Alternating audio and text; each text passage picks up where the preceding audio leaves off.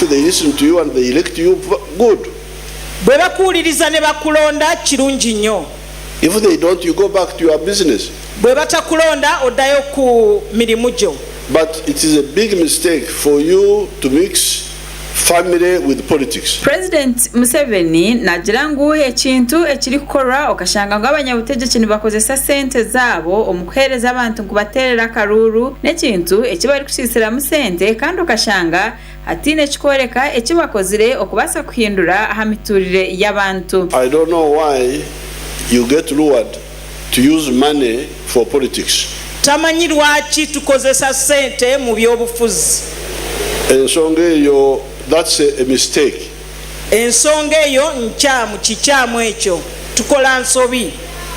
What I would like you to do, kyayagala tukole, in fact what I would like to help you with, era kyayagala obayambamu, well, if I'm able, bw'abanga asobola, is to support you individually so that you stabilize as an individual. President Museveni ebabigambire obwabirari ahari Korora Independence Grounds omuri Kampala ahabugine habine bendera y'ekibiina ekya NRM bakwingana bina nshanju na munana hamwe n'abachairpersons abarugire omu division zitano eziri kukora Kampala eziri mu Rubaga, Nakawa, Kawempe, Makindye hamwe na Kampala Central. So that you have got your own little base, economic base.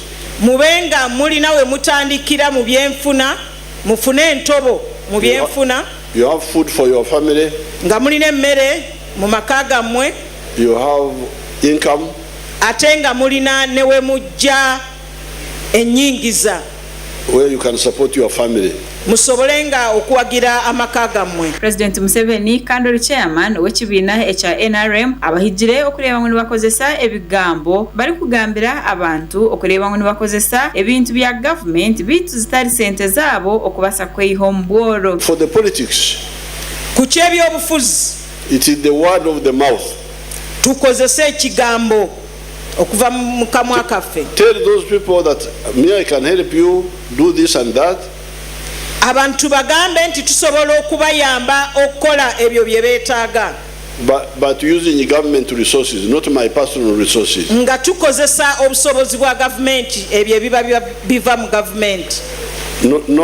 Not personal resources. Ayonjire yahiga abebembezi okugumana bareba ngo bakozesa ebyobutegeki ebiri kugita abanya-Uganda hamwe no kureba ngo nibagamba kurungi ahabinze biri kukorerwa omwihangeri ya Uganda. President agizire obusasi bwanyime kuza kumanya ngo abekibiina ekya NRM baferirwa abantu 15 kandi araganise ngo buri family aja kugihereza miliyoni 10 ahabo kuferwa abantu babo. Minister wa Kampala hamwe na Metropolitan Affairs Hajati Misa Kabanda asimire President Museveni ahaboko omwebembezi ow'ekyo kureberaho abokurikiza abantu kandi akagaruka akatekaho na nebintu ebyakubasa kumaraho ebizibu by'abantu. Excellence ndi musanyufu nnyo nti okkiriza okusinkana abantu bange bano abantu bange.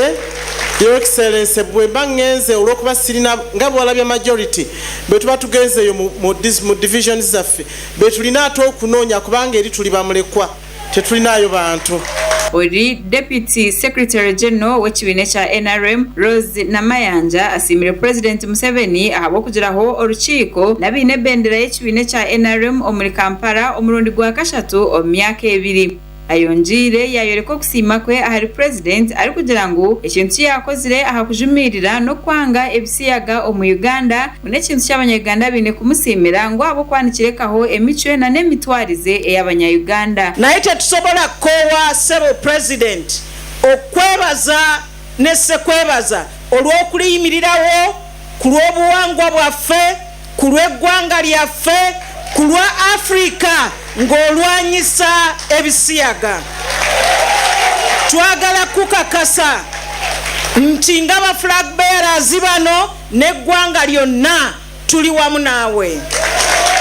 Agarukire yahamiza President Museveni ngo abantu ba Kampala betekatekire okushagika ekibiina kya NRM omubururu oburi kwija bwanyuma yokushanga ngo aborubaju orukakanisa government tine kintu kibari kubahereza. Aba NRM bagarukire batabarisya President Museveni abokujaguza emyaka 50 ombushwere na Mama Janet ari kugira ngo iki kikoreka ngo Uganda ine omusinje gwehamireho na mnonga ahamaka.